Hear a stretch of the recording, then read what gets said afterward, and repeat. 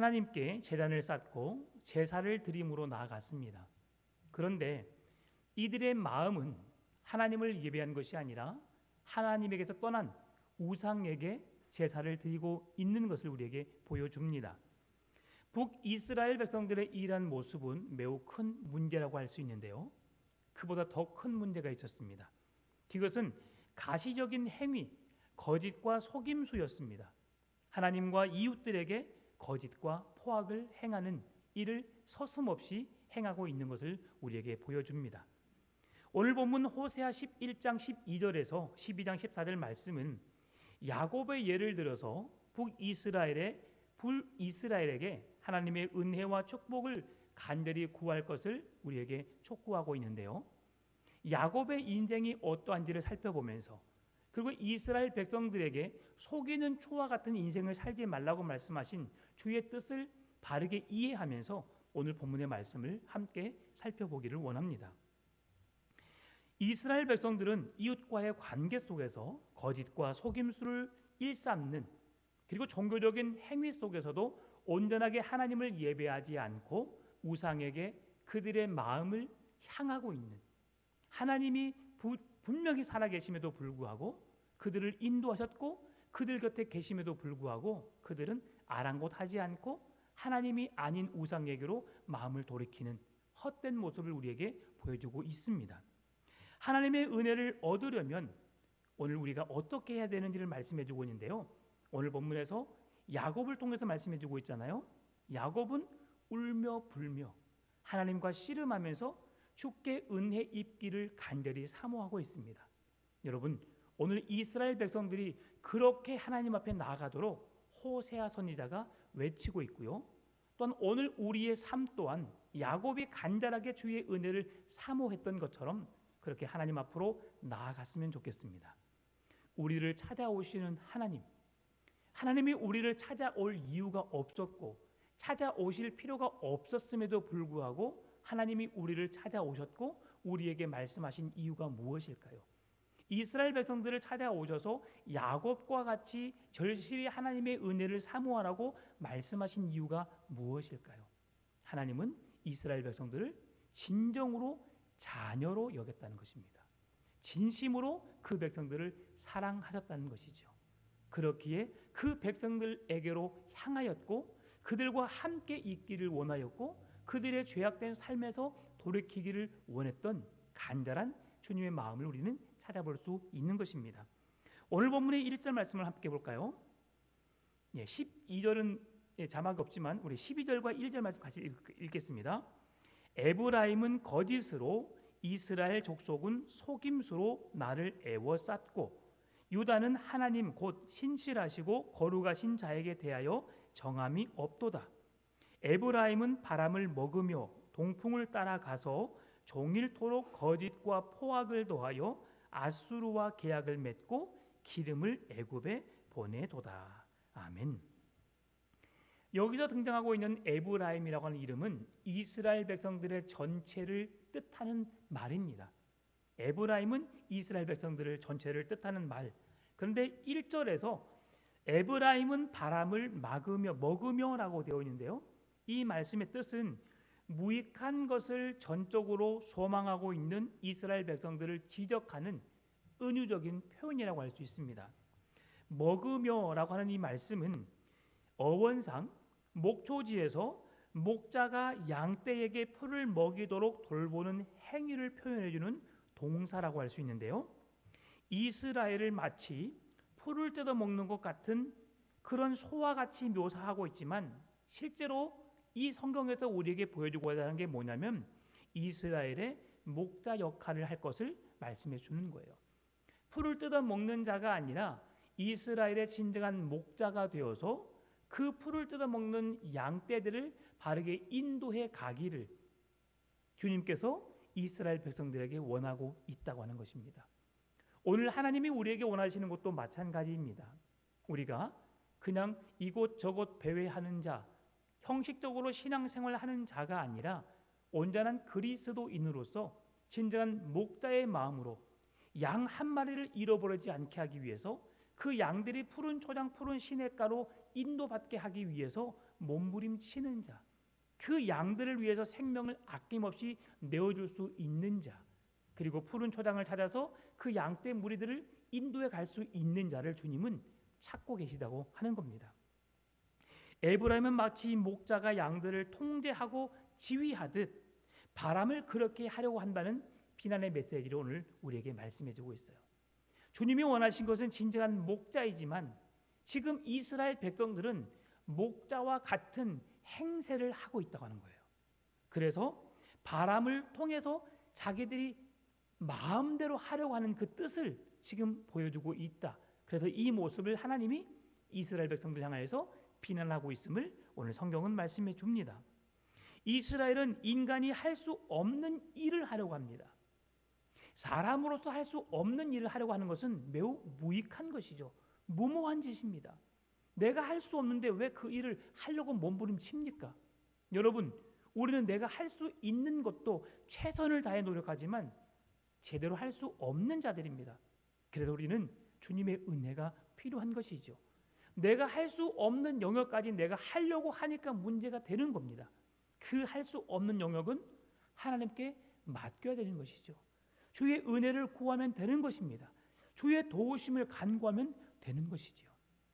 하나님이 일하실 수 있도록, 하나님이 역사하실 수 있도록 우리가 주님께 내어 맡길 수 있는 믿음이 필요함을 말씀해 주는 것입니다. 그러나 나라들은 바람과 같아서 이스라엘이 강대국을 붙들 수 없고 의지할 수 없게 되었음을 성경에서 말씀해 주고 있는데요. 이 말씀은 1절에서 동풍을 통해서 우리에게 말씀해 줍니다. 팔레스틴 동쪽에서 불어오는 뜨거운 바람, 이것이 동풍입니다. 이 동풍이 불어오게 되면 자라나는 모든 식물들을 다 말라 죽여버립니다. 이런 것처럼 이스라엘이 지금 가고 있는 방향이 동풍과 같음을 말씀해 주고 있어요. 이스라엘이 목자와 같이 그들에게 푸른 초장으로 맑은 시냇물가로 그들이 안전한 곳으로 인도해야 하는 목자의 직임을 감당해야 함에도 불구하고 이 동풍과 같이 뜨거운 바람으로 인해서 모든 초목들을 다 말라버리는, 마르게 하는 일을, 악행을 그렇게 행하고 있음을 주님은 지적하고 있는 것입니다. 무모한 짓에 대한 비난을 받고 있는 이스라엘 백성들, 왜 호세아 선지자는 이러한 말을 그냥 가감없이 이스라엘 백성들을 향하여서 할 수 있을까요? 그것은 이스라엘 백성들의 기회주의적인 외교 정책을 보았기 때문입니다.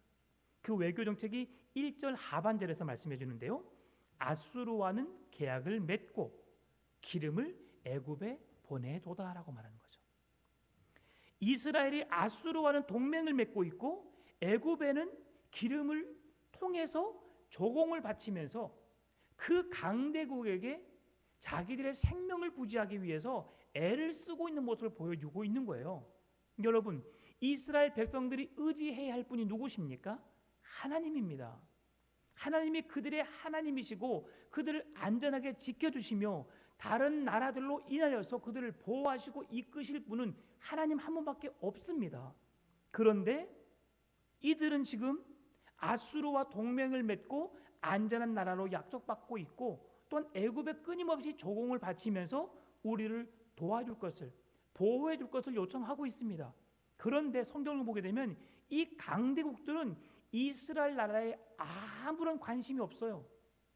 그들은 신경도 쓰지 않습니다. 자기들 먹고 사는 일에만 급급하고요. 이스라엘 백성들의 안위와 안정에 대해서는 전혀 생각하고 있지 않아요. 그런데 어리석게도 이스라엘 백성들은 하나님이 아닌 아수르와 애굽에게 두 팔을 벌려서 우리를 도와달라고 애원하고 있다는 것이죠. 여러분, 무엇인가를 내가 줄 마음이 있어야 누군가가 손을 건네면 받을 수 있는 거예요. 줄 마음도 없는데 아무리 여러분 손을 벌려 보십시오. 줄 수 없습니다. 형편이 안 돼서도 줄 수 없지만 주고 싶은 마음이 없으면 죽어나게도 줄 수 없어요. 여러분, 우리가 팔을 벌릴 때에, 우리가 요청할 때에 우리를 도울 수 있는 분, 우리의 형편과 처지를 아시고 우리 곁으로 찾아오시는 분에게 여러분 소망을 삼고 그분께 부르짖기를 바랍니다. 오늘 우리를 찾아오신 분이 누구십니까? 이스라엘 백성들에게 향하여서 말씀하신 분이 누구십니까?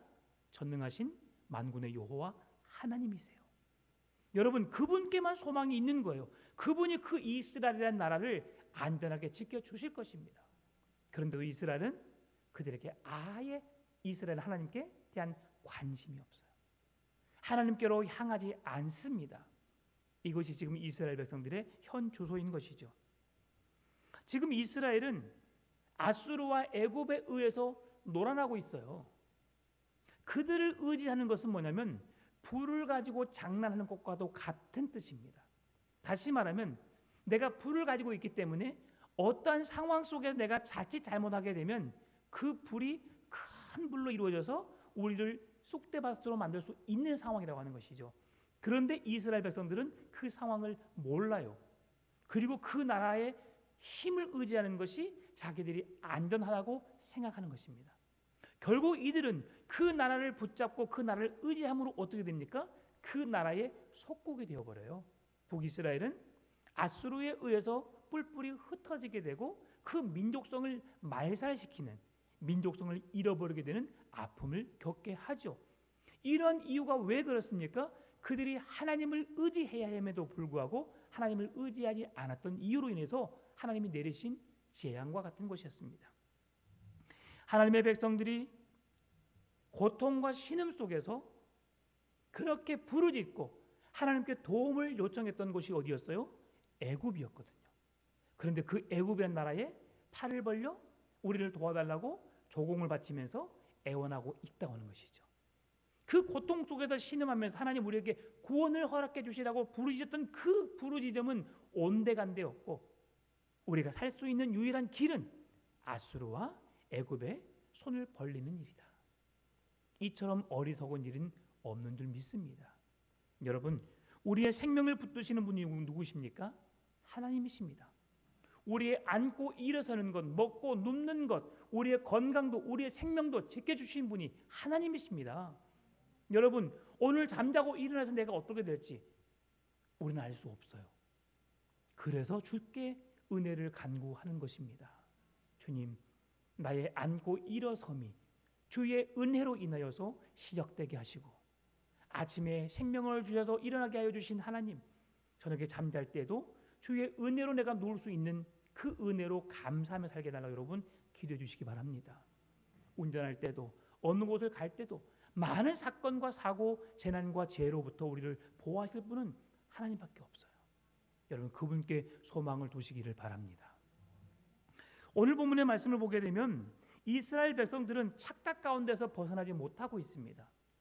하나님은 이스라엘을 이제 그들을 피할 수 없게 하신다고 말씀해 주시는데요. 2절에서 여호와께서 유다와 논쟁하시고 야곱을 그 행실대로 벌하시며 그의 행위대로 그에게 보응하시리로다. 2절에서 하나님은 얼마나 괴로웠는지를 말씀해 주고 있습니다. 이스라엘 백성들의 잘잘못을 가리자는 측면에서 괴로운 것이 아니고 이스라엘 백성들을 너무너무 사랑했는데 그들이 범죄하고 하나님을 배반하고 있기 때문에 하나님 너무 마음 아프다는 거예요. 나는 그들을 끊임없이 사랑하고 있는데 그들을 찾아 나서서 그들과 함께하고 싶은데 그들은 내 곁에서 떠나간다는 거죠. 여러분, 그럴 때 있지 않아요? 우리의 자녀들을 너무 사랑해서 품고 싶은데 귀찮아서 자녀들은 자기만 생각하고 떠나가요.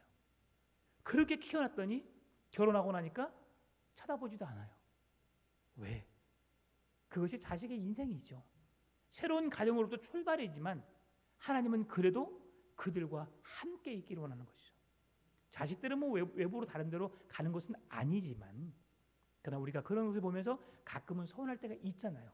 그런데 주님은 주님께 있어야 할 우리가 주님을 떠나버리는, 주님을 그들의 안중에도 없고 아예 떠나버리는 그들의 인생을 보면서 주님은 너무 마음 아파하고 슬퍼하시면서 안타까워하시면서 그들이 내게 나오기를, 내가 그들을 찾아 나섰을 때에 그들이 나의 사랑을 힘입고 그 사랑을 힘입고 나아갈 수 있도록 살아갈 수 있는 삶이 되도록 주님이 애원하고 있는 것입니다. 호세아 선지자를 통해서 경험케 했고 하나님의 심정에 동참하게 하여서 이스라엘 백성들에게 하나님이 어떤 분이신지 어떤 하나님이신지를 깨닫게 하기 위해서 지금 호세아 선지자는 몸부림을 치고 있습니다. 그래서 다시 한번 이전의 말씀 보게 되면 여호와께서 유다와 논쟁하시고 야곱을 그 행실대로 벌하시며 그의 행위대로 그에게 보응하시리로다라고 말씀하시는데, 이 속에서 야곱을 말씀해주고 있는데, 이 야곱은 북이스라엘만 한정적으로 나타나는 말씀이 아니고 남과 북이 갈라지기 전 그들이 하나 되었을 때의 상황을 말씀해 주는 것입니다. 그래서 야곱이라고 하는 것을 말씀해 줄 때에 이스라엘 백성들의 전체 너희들 모두에게 지금 문제가 있기 때문에 나는 너희들의 그 행위대로 너희를 보응하겠다라고 말씀해 주는 겁니다. 하나님께서 이들의 죄악에 대해서 처벌하시겠다는 거죠. 3절 4절 말씀 보면 야곱은 모태에서 그의 형의 발 뒤꿈치를 잡았고 그 힘으로는 하나님과 겨루되 현사와 겨루어 이기고 울며 그에게 간구하였으며 하나님은 베델에서 그를 만나셨고 거기에서 우리에게 말씀하셨나니 라고 말씀합니다. 이제 하나님은 호세아 선지자를 통해서 이스라엘 백성들이 어떻게 해야 할까를 말씀해 주고 있어요. 그 어떻게 해야 할까를 지금 야곱을 통해서 보여주고 있다는 겁니다. 야곱이 모태에서 그 형의 발 뒤꿈치를 잡았다. 이 말씀은 야곱과 에서의 출생의 그 내용을 다시 한번 우리에게 회상케 해주는데요. 그 출생의 내용이 어떠했습니까?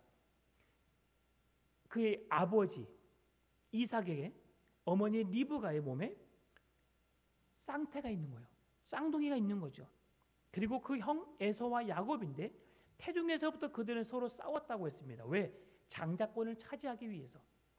두 사람 다 장자가 되기를 원했지만 그 중에 성경은 누구를 말해주고 있습니까? 야곱을. 그런데 야곱이 먼저 나올 수 없었어요. 에서가 먼저 나와서 형이 되고 야곱이 동생이 되었지요. 그럼에도 불구하고 이 발 뒤꿈치를 잡았다라고 하는 것은 무엇을 말씀해주고 있냐면 남을 무너뜨리고 그 자리를 차지하기 위해서 발 뒤꿈치를 잡았다라고 성경은 말해주고 있어요. 발 뒤꿈치를 잡음으로 인해서 그를 넘어뜨리고 내가 그 자리에 설 것을 의미하고 있다라고 표현해주고 있는 겁니다. 야곱은 자신의 이익을 위해서 형까지도 밀어내버리는, 넘어뜨리는 아주 비열한 사람이었습니다. 그리고 야곱은 어려서부터 그 장자권을 취하기 위해서 팥죽 한 그릇으로 형을 속이고 또 형에게 팥죽 한 그릇으로 장자권을 취득하는 그러한 사람이었죠. 욕심이 많은 사람이었습니다. 그래서 이 발 뒤꿈치를 잡았다라는 말씀은 직역된 말씀이고요. 이 발 뒤꿈치를 잡았다는 말씀을 의역하게 되면 이런 뜻이 있습니다. 약탈자. 그래서 오늘 야곱을 향해서 약탈자라고 말합니다. 약탈자는 무엇을 말합니까? 자기의 필요를 위해서 누군가의 것을 빼앗아 쟁취하는 것. 그 사람을 약탈자라 말합니다. 오늘 야곱의 인생이 야곱이 그런 사람이었음을 성경은 말씀해주고 있어요. 언제부터? 어머니의 모태에 있을 때부터 그런 약탈자였음을, 남의 것을 형을 밀쳐 넘어뜨리게 하고 형이 서야 할 그곳에 자기가 설 욕심을 가진 자이라는 것을 우리에게 말해주고 있습니다. 그래서 4절에서 천사와 겨루어 이기고 울며 그에게 간구했다라고 말하고 있는데요. 여기에서 하나님께서 주시는 그 메시지가 무엇이냐면 야곱에게 있어서 얼마나 야곱이 비열한 인생을 살았는지를 보여주고 있는 겁니다. 여러분, 팥죽 한 그릇으로 장자의 면봉을 빼앗았죠. 어머니와 짜고 아버지를 속이고 장자의 축복을 받아냈습니다. 그리고 형에게 미움을 받게 되자 외삼촌 라반의 집에 도주하게 되었고요. 그곳에서 20년을 지나다가 다시 집으로 돌아오는 길에 그가 형의 분노, 노여움을 사고 죽임을 당할까 두려워서 먼저 노예들과 그 형이 받아야 할 물건들을 선물을 먼저 보내고 그리고 그것으로도 부족하니까 자기의 처와 자녀들을 보내어서 정말 동정의 마음을 사고 그러면서 내 동생 야곱은 어디 있느냐고 그리움을 갖게 하고 결국은 자기 자신이 눈물을 흘리면서 형 앞에 서게 되면서 용서를 구하는 온데 자기밖에 모르는 인생이었어요. 내가 제일 마지막이었죠. 노예와 그런 선물들 죽어도 아내와 자식들이 죽는다 할지라도 그것보다도 자기의 안전이 더 우선적이었던 사람이 야곱이었어요. 한편으로 이것을 우리는 지혜롭다라고 말할 수 있지만 또 다른 편으로 보게 되면 너무나 이기적이었다라고 하는 상황을 우리는 볼 수 있는 것입니다. 끝까지 야곱은 자신의 고집을 꺾지 않았고 자기의 뜻을 이루기 위해서 모든 술수를 자행하는 모략군, 고집스러운 인간의 욕심 덩어리 그 자체임을 우리에게 보여주고 있습니다. 그런데 놀라운 것은 그러한 야곱을 하나님이 찾아오셨다는 거죠. 야곱이 하나님에 대한 열심을 갖고 하나님의 축복을 받기를 원했고 하나님과 함께하기를 원했고 모든 것을 하나님으로부터 시작되고 하나님으로부터 마치기를 원했던 그 간절함을 아셨던 하나님께서 야곱에게 이기적인 모략군, 남의 것을 훔치는 이런 나쁜 습성이 있음에도 불구하고 하나님은 그를 찾아오실 수밖에 없었다는 거죠. 왜냐하면 그를 너무나도 사랑하셨기 때문에. 여러분, 야곱은 하나님과의 관계 속에서도 싸워서 이겨야 한다는 생각이 온전히 그의 삶이었음을 호세아는 주장하고 있습니다. 호세아 시대를 살고 있는 이스라엘 사람들도 야곱처럼 그렇게 하나님을 꼭 이겨야겠다는 강박관념 속에 살고 있다는 것을 우리에게 보여주고 있어요. 그런데 여러분, 그럴 필요가 없습니다. 이스라엘은 하나님께 싸워서 축복을 얻어내는 것이 아니었습니다. 하나님께 간구하고 하나님의 뜻대로 살기만 하면 하나님은 우리의 필요를 따라서 채워주시는 분이기 때문이죠. 여러분, 야곱이 왜 하나님과 겨루 싸워야 했을까요? 자기가 잘못한 것이 있기 때문이잖아요. 그 죄의 문제를, 형과의 문제를 해결하지 않고서는 자기가 형 앞으로 나갈 수 없기 때문에 그 문제를 해결해 달라고 하나님께 생명을 걸고 싸웠던 거예요. 결국 하나님께서 천사를 보내셨는데 그 천사를 통해 싸워 씨름하여서 짐으로 인하여서 그의 기도가 응답받게 되었던 것이죠. 하나님은 야곱에게 장자의 명분을 허락해 주셨습니다. 왜? 그 명분을 주셔야만 했기 때문에. 하나님이 태에서 복중에 뛰노는 그 아이에게 그렇게 될 것이라고 미리 약속해 놓으셨기 때문에 그렇습니다. 창세기 25장 23절 말씀을 볼까요? 여호와께서 그에게 이르시되 두 국민이 내 태중에 있구나. 두 민족이 내 복중에서부터 나누이리라. 이 족속이 저 족속보다 강하겠고 큰 자가 어린 자를 섬기리라 하셨더라. 아멘. 하나님은 야곱이 더 큰 나라를 이룰 것을 알고 계셨어요. 언제부터? 그의 태중에서부터. 그런데 문제는 이 야곱이 하나님의 방법과 하나님의 때를 기다리지 않고 이기적인 자기 인간의 욕심으로 그 일들을 이루려고 했다는 것이죠. 그래서 형과 아버지를 속여야만 했던 것이죠.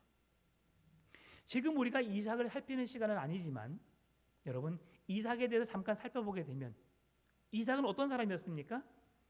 이삭은 별미 때문에 자녀를 편애한 아버지였어요. 이삭이 좋아하는 음식은 에서가 사냥하여 만들어 온 별미였어요. 그러므로 인해서 야곱보다 에서를 더욱 사랑했다라고 성경은 말씀해주고 있습니다. 그래서 그랬는지 분명하게 나타나지 않지만 그래서 리브가 어머니는 야곱을 더 애틋하게 생각하면서 야곱을 품었던 것 같습니다. 여러분, 소외되고 누군가로부터 따당하고 외롭게 있는 자들에게 오히려 더 측은한 마음이 들지 않습니까? 그래서 아마 리브가가 더 품었지 않았을까? 그러면서 야곱은 어머니의 사랑을 먹고 그래서 어머니 옆에 있었지 않았을까 생각해 볼 수 있는 것입니다. 그런데 분명한 것은 무엇입니까? 야곱이 아버지를 속일 수밖에 없는 상황까지 가게 되었다는 거죠. 무엇 때문에? 야곱의 욕심으로 인하여서. 속임으로 인하여서 아버지를 속이고 형 에서를 속이고 결국 그는 하나님 앞에서 얼마나 부끄러웠을까를 생각해 봅니다. 이삭은 일평생을 사는 동안 가장 중요한 분별력을 잃어버렸어요. 자신의 이익을 챙기기 위해서. 모르겠습니다. 그 마음이 어떤 마음이었을까 한번 생각해 봤는데, 하나님을 속이고 아버지를 속이고 형을 속이고 하나님의 장자권을 받았는데 하나님의 그 장자권을, 축복을 그에게 주실까? 내가 이렇게 이 장자권을 빼앗았는데 하나님께서 내게 이 그 복을 주실까? 염려도 되지 않았을까 생각해 봅니다. 그런데 어찌 되었건 오늘 우리가 살펴볼 수 있는 상황 속에서 이삭의 모습을 보게 되면, 이삭은 나이가 들어서 누가 내 아들인지 분별할 수 없을 정도의 상황에 놓이게 되었다는 것이죠. 그로 인하여서 야곱이 변장하여서 그 앞에 나타났지만, 목소리는 야곱의 목소리지만 그의 몸을 보니 에서로다라고 하면서 그를 축복하잖아요. 여러분, 이 시대에든 그 시대에든 지도자에게 가장 중요한 것은 뭐냐면 영적인 분별력입니다. 어떤 상황 속에서도 우리가 힘을 가지고 능력을 가지고 어떤 일을 행할 수 있습니다. 그러나 중요한 것은 분별력을 가지고 그것을 옳게 바르게 행했느냐가 중요한 거예요. 그래서 영적인 지도자라고 한다면 하나님 앞에 분별력을 가질 수 있는 자, 영적인 권세를 가지고 하나님의 뜻을 온전히 이룰 수 있는 자가 되도록 그렇게 쓰임받도록 세워져야 하는데요. 이 일을 위해서 부족한 정도 여러분들도 그렇게 기도하며 나아가야 합니다. 왜냐하면 그렇게 세워지지 않게 되니까 그 질서가 무너지게 된 것이죠.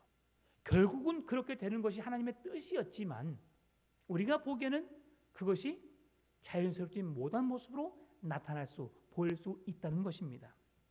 그래서 리더는 판단을 잘해야 합니다. 리더가 잘못되면 한 나라가 망하게 되죠. 리더의 가장 중요한 조건은 열심도 중요하지만 분별력이라고 할 수 있습니다. 이삭은 분별력을 잃어버림으로 인해서 장자에게 빌어야 할 축복을 야곱에게 축복하고 맙니다.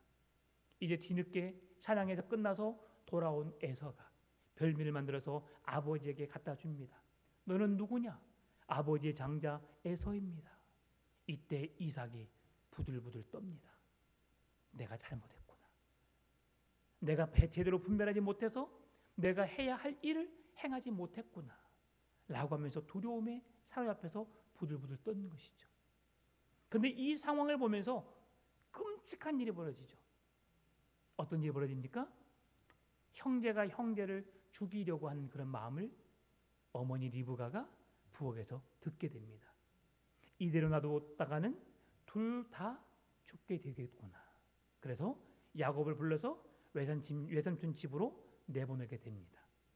그러면서 그 야곱을 보낸 곳, 오늘 12장에서 말씀해주고 있는 야곱은 4절에서 천사와 겨루어 이기고 울며 그에게 간구하셨으며 하나님은 베델에서 그를 만나셨고 거기에서 우리에게 말씀하셨나니라고 말씀하시면서 베델을 말씀해 주는데요. 이 베델은 루소라는 지역입니다. 루소. 이 지역은 바단 아람인데요.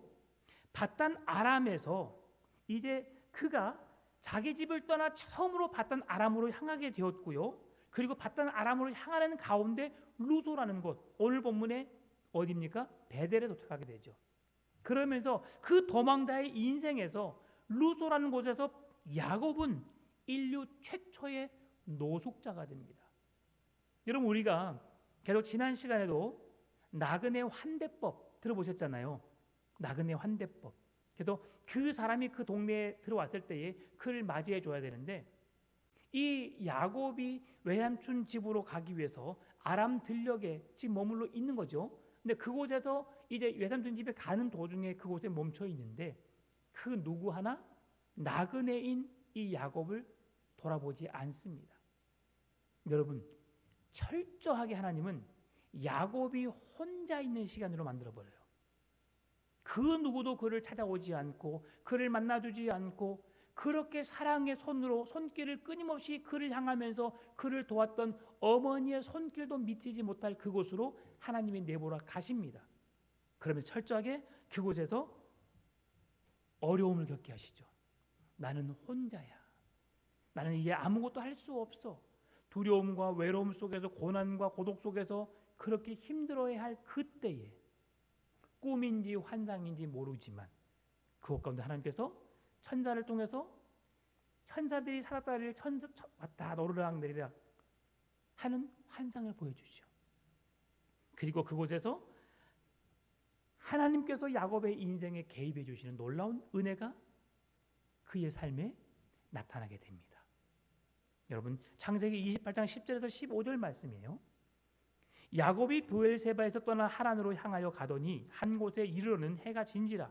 거기서 유숙하려고 그곳에 한 돌을 가져다가 베개로 삼고 거기 누워 자더니 꿈에 본즉 사닥다리가 땅 위에 서 있는데 그 꼭대기가 하늘에 닿았고 또 본즉 하나님의 사자들이 그 위에서 오르락 내리락 하고 또 본즉 여호와께서 그 위에 서서 이르시되 나는 여호와니 너의 조부 아브라함의 하나님이요 이삭의 하나님이라. 내가 누워 있는 땅을 내가 너와 내 자손에게 주리니 내 자손이 땅의 티끌같이 되어 내가 서쪽과 동쪽과 북쪽과 남쪽으로 퍼져 나갈 것이며 땅의 모든 족속이 너와 내 자손으로 말미암아 복을 받으리라. 내가 너와 함께 있어 내가 어디로 가든지 너를 지키며 너를 이끌어 이 땅으로 돌아오게 할지라.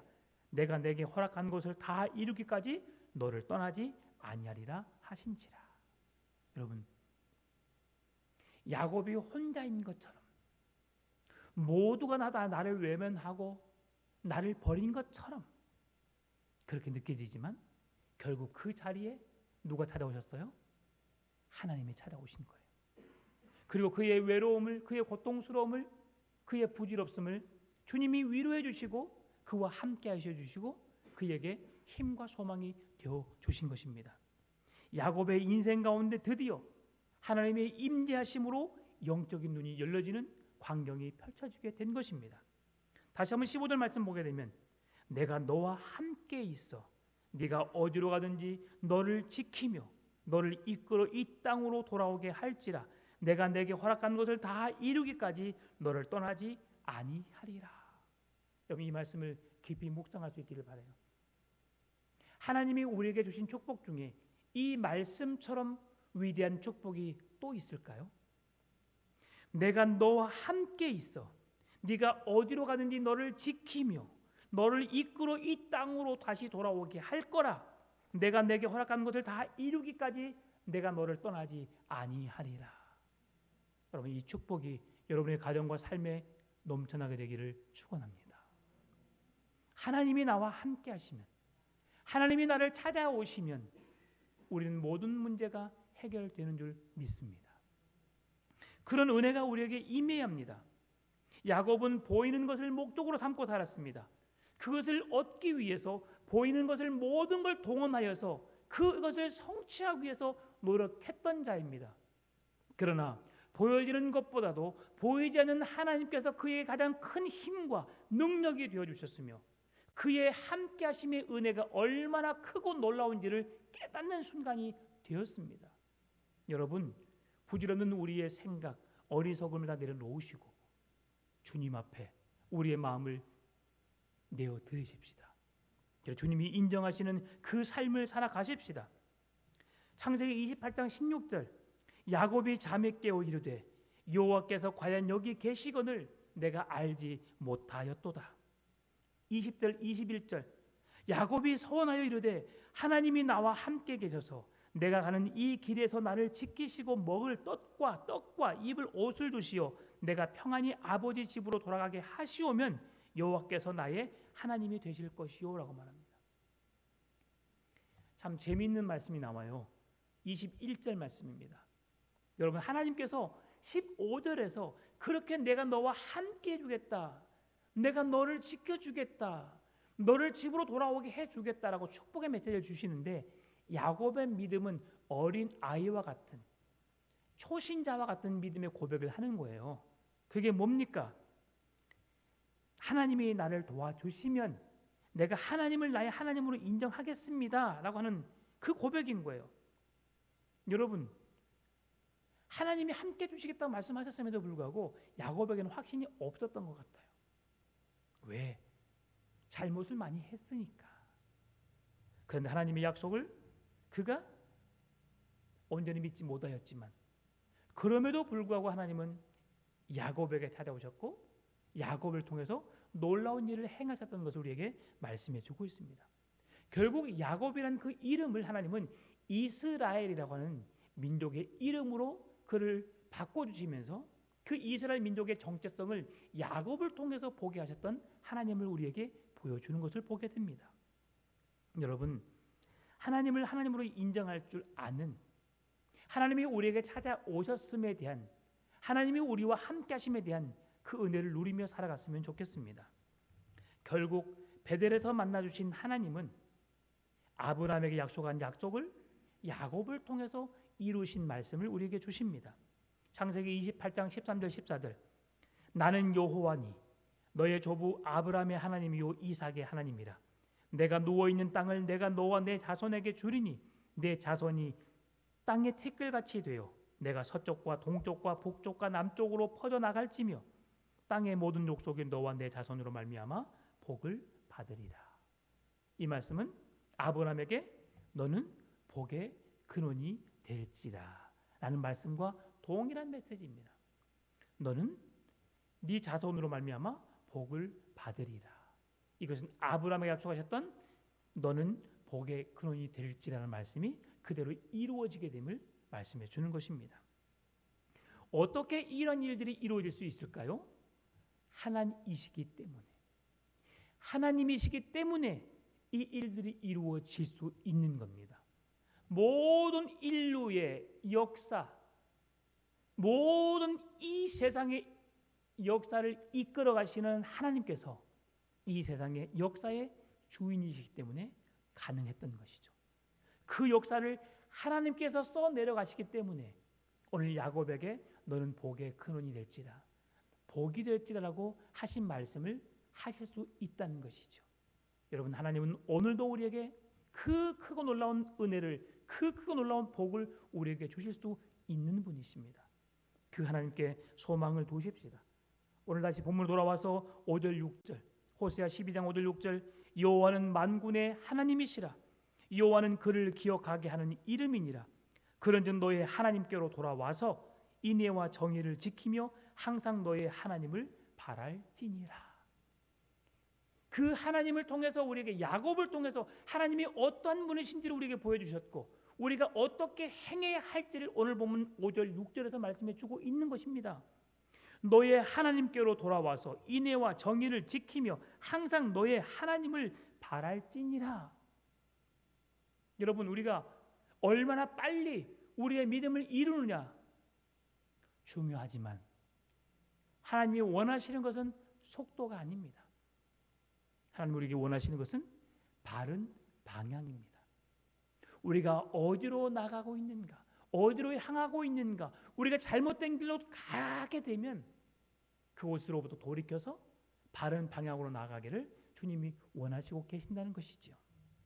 오늘 7절 8절 이제 하나님께서 우리에게 어떻게 살아가야 할 것을 말씀해 주는데요. 그는 상인이라 손에 거짓 저울을 가지고 속이기를 좋아하는도다. 에브라임이 말하기를 나는 실로 부자라. 내가 재물을 얻었는데 내가 수고한 모든 것 중에서 죄라 할 만한 불의를 내게서 찾아낼 자 없으리라 하였거니와 라고 말하면서 그들이 거짓된 잘못된 삶을 살고 있음에도 불구하고 깨닫지 못하는 그들의 인생을 향하여서 주님은 말씀합니다. 거짓 저울을 취하지 말라. 남을 속이는 인생 살지 말라. 속이는 상술 우리로부터 멀리하라. 그리고 하나님으로부터 은혜를 구하고 그 은혜의 보좌 앞으로 나가는 하나님께서 찾아오시는 그 은혜를 잊지 않고 그 주님의 뜻을 온전히 이루는 삶을 살아가라 라고 말씀합니다. 하나님은 거룩한 표정으로 예배를 드리고 많은 재물을 하나님께 바친다고 해서 속으시는 분이 아니십니다. 여러분, 하나님은 우리의 마음 중심을 보시는 하나님이세요. 거짓과 가식으로 남을 속이는 양의 탈을 쓴 늑대와 같은 그 속셈을 주님은 분명히 아십니다. 여러분, 그래서 하나님을 두려워하지 않고 속이는 저울로 살아가는 우리의 인생을 하나님은 절대 기뻐하실 리 없으십니다. 회칠한 무덤과 같이 겉모습만 치장한 모습으로 하나님을 가증히 여기는 신앙의 삶을 살지 않기를 바랍니다. 부족할 수 있습니다. 연약할 수 있습니다. 아무것도 아니고 많은 사람들 앞에 손찌검을 당하며 비웃음거리, 조롱거리가 될 수 있습니다. 그러나 정직함으로, 진실함으로, 신실함으로 주님 앞에 나아가십시다. 그렇게 믿음으로 서 있는 우리들을 주님은 찾아오실 것입니다. 그리고 우리에게 손 내밀어 우리를 일으켜 세울 것입니다. 나는 너의 하나님이라. 나는 너의 복의 근원이 될지라. 오늘 우리의 인생을 여시고 축복하시고 선한 길로, 복된 길로, 믿음의 길로 인도하시는 하나님의 손을 잡고 그분과 함께 행복한 신앙의 걸음을 걸어가는 성도 될 수 있기를 주님의 이름으로 축원합니다. 참 좋으신 아버지 하나님, 후회하지 않는 신앙의 걸음이 될 수 있도록 바른 방향으로 나가게 하여 주시고 그 신앙의 걸음이 주님과 함께 나가는 온전한 믿음의 삶을 살아내게 하여 주옵소서. 감사합니다. 살아계신 예수님의 이름으로 기도드립니다. 아멘. 함께 말씀